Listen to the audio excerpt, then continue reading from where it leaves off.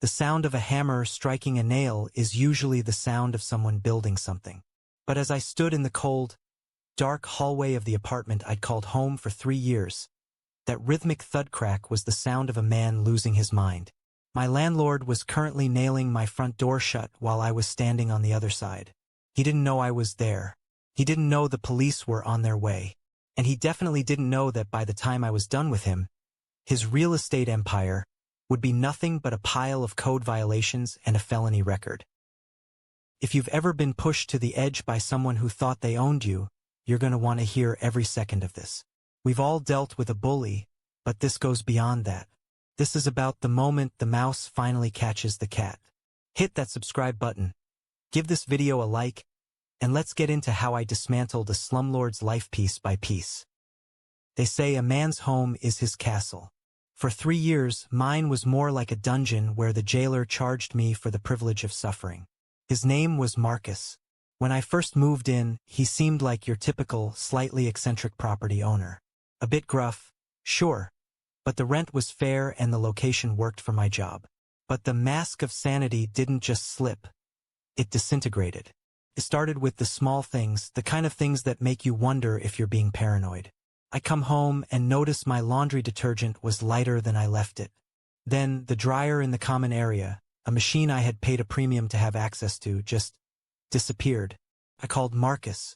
"Oh, that," he'd said, his voice raspy and dismissive over the phone. It was drawing too much power. I took it to my other property. Use a drying rack. No apology. No reduction in rent. Just a blatant theft of a service I was paying for. But the psychological warfare truly began with the plumbing. One Tuesday, the main line backed up. It wasn't because I'd flushed something I shouldn't have. It was old, rusted-out pipes that had been neglected since the Nixon administration. The plumber Marcus sent out, a guy who looked like he'd rather be anywhere else, flat out told me, "This is normal wear and tear. These pipes are ancient." When the $400 bill came, Marcus tacked it onto my rent. "I'm not paying for your maintenance, Marcus," I told him, my heart hammering against my ribs. "I'm not a confrontational person by nature. I like peace. I like coming home and turning my brain off." "You used the water, didn't you?" he spat back. "Pay it or you're out on the street. I have a line of people who want this unit." That was his favorite weapon, the threat of homelessness. He knew the housing market was tight.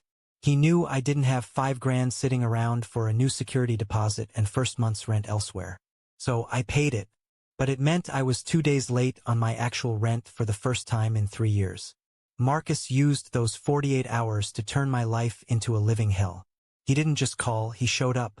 I'd be in the shower and hear the heavy, metallic jingle of keys at my front door.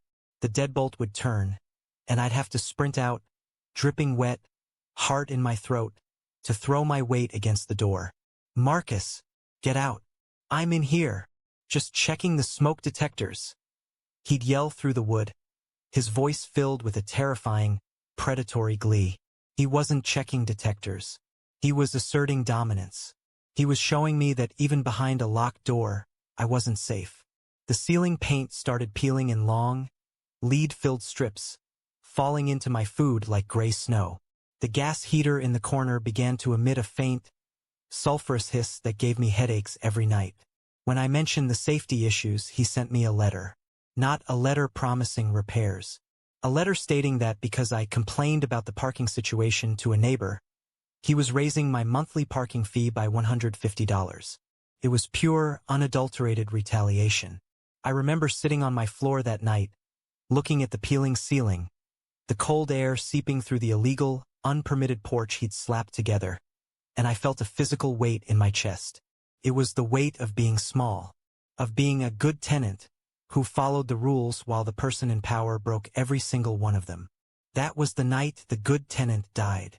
I realized that Marcus didn't want a tenant. He wanted a victim. And victims are only victims until they decide to become evidence collectors. The turning point came when Marcus decided he wanted a $500 a month rent increase. He called it market adjustment. I called it an eviction notice in disguise. He wanted me out so he could find someone else to exploit, someone who hadn't seen the literal rot beneath the floorboards. I started staying up late, the blue light of my laptop the only thing illuminating my room. I wasn't just browsing, I was studying. I looked up building codes. I looked up tenant rights in my city. I looked up Marcus's name in the public records. What I found was a goldmine of negligence. The porch he'd replaced 2 years ago? No permit on file. The plumbing he'd made me pay for? According to the city maps, the way it was hooked into the main line was provisional, a polite word for illegal. The heater? A model that had been recalled in the late 90s for being a carbon monoxide risk. Every time he harassed me, I stopped shouting back. I just took out my phone and hit record. You need to be out by noon on the 31st. He barked at me one morning, standing in my doorway without an appointment. I have the cleaners coming at 12:01. If you're here, I'm calling the cops. The law says I have until midnight, Marcus, I said, my voice eerily calm. My hands were shaking in my pockets, but my voice was steady. And I haven't received a formal notice to quit. I'm the law in this building, he screamed. The veins in his neck looked like they were going to snap. He stepped into my personal space, the smell of stale cigarettes and unearned confidence rolling off him. You're a cockroach, and I'm tired of looking at you. He left, slamming the door so hard a piece of the ceiling fell and hit the rug. I didn't cry this time.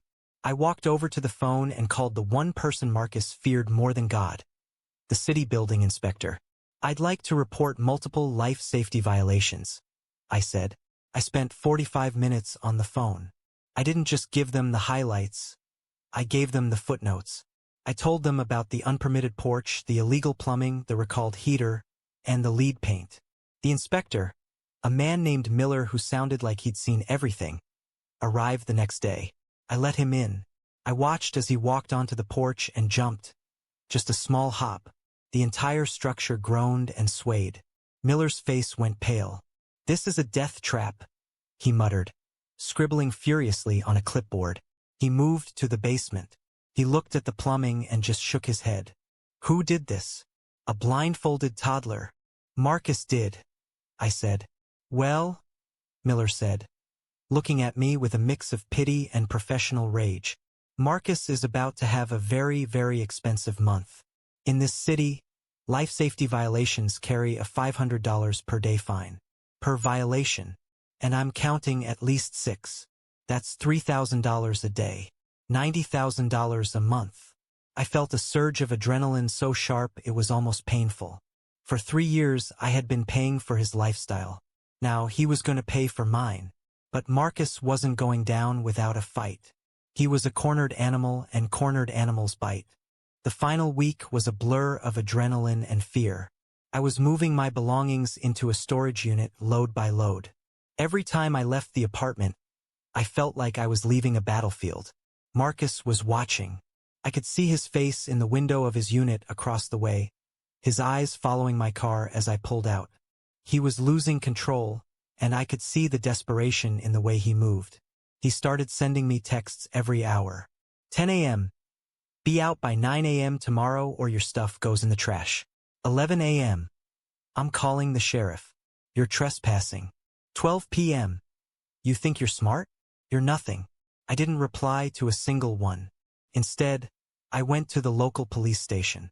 I laid out the texts, the recordings of him entering my apartment, and the report from the building inspector. I'm moving out, I told the officer. But I'm afraid he's going to do something drastic. He's been threatening me for weeks. The officer took a report and gave me a card. If he shows up and harasses you, call us immediately. Do not engage. The morning of my final move, the air was thick with tension. I had one last load of electronics and personal papers to grab. I pulled into the driveway and saw Marcus standing there, arms crossed, a hammer hanging from his belt. You're late, he said. It was 10:30 a.m. I have until midnight, Marcus. Get out of my way. I walked past him, my heart hammering a frantic rhythm against my ribs. I went inside, grabbed my last 2 boxes, and headed back out to the car. As I drove away to the storage unit, I saw him in my rearview mirror, walking toward my front door with that hammer in his hand. I knew I just knew. I dropped the boxes at the storage unit and drove straight back. I parked a block away and walked up to the building quietly. I entered through the back common area. As I reached the hallway to my unit, I heard it. Bang, bang, bang. I rounded the corner and stopped. Marcus was there, his back to me. He had several long, heavy-duty framing nails.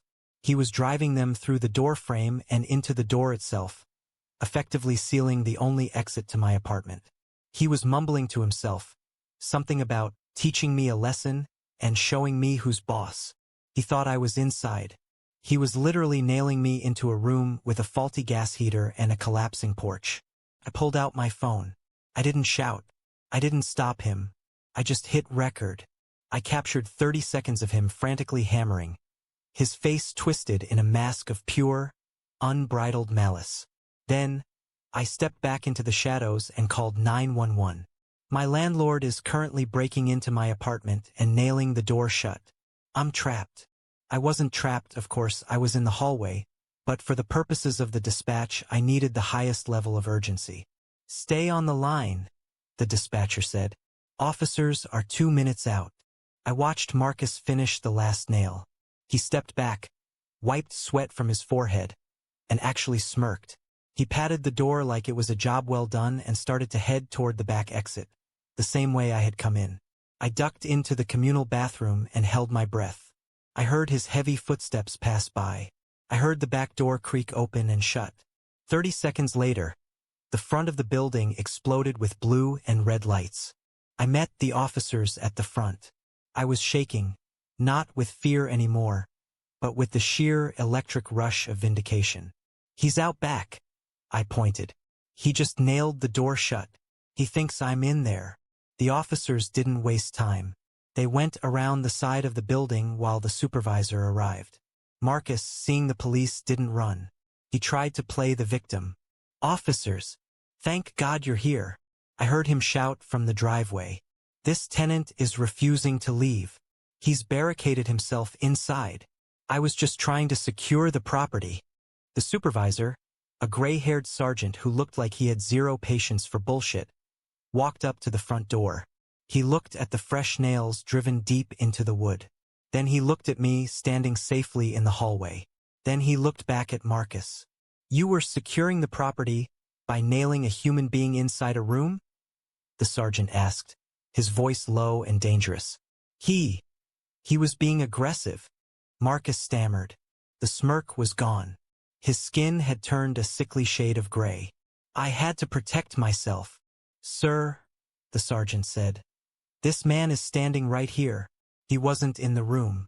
We have him on record calling us while you were still hammering. And he has video of you doing it. The look on Marcus's face was the most beautiful thing I have ever seen. It was the look of a man who realized the ground he'd been standing on for years had finally given way. You're under arrest for felony breaking and entering and reckless endangerment, the sergeant said. As the handcuffs clicked shut, Marcus started screaming. He screamed about his rights. He screamed about how he was going to sue me. He screamed until they shoved him into the back of the cruiser. But the nightmare for Marcus was only beginning. Because I'd called the building inspector, the city didn't just fine him, they condemned the building. The illegal porch, the plumbing, the heater. It was all deemed an immediate threat to life. He was barred from renting out any of his other units until every single one was brought up to code. I heard later through the grapevine that the fines totaled over $120,000. He had to sell 2 of his properties just to cover the legal fees and the city penalties. The empire he'd built by stepping on people like me had collapsed under the weight of a few nails and a phone call. I'm in a new place now. The ceilings don't peel. The landlord is a management company that doesn't know my name, and honestly, I love it that way. I still have the video on my phone. Sometimes, when I'm feeling a bit down or like the world is unfair, I watch those 30 seconds of Marcus hammering. It reminds me that bullies only win when you play by their rules. When you start using the actual rules, the ones meant to protect us, the bully doesn't stand a chance. Marcus thought he was nailing my coffin shut. Instead, he was just building his own cage. Justice is a dish best served with a side of building codes and a police report. If you enjoyed this story of a slumlord getting exactly what he deserved, make sure to subscribe for more. And I want to hear from you. What's the worst landlord horror story you've ever experienced? Did you get your revenge? Let me know in the comments below. See you in the next one.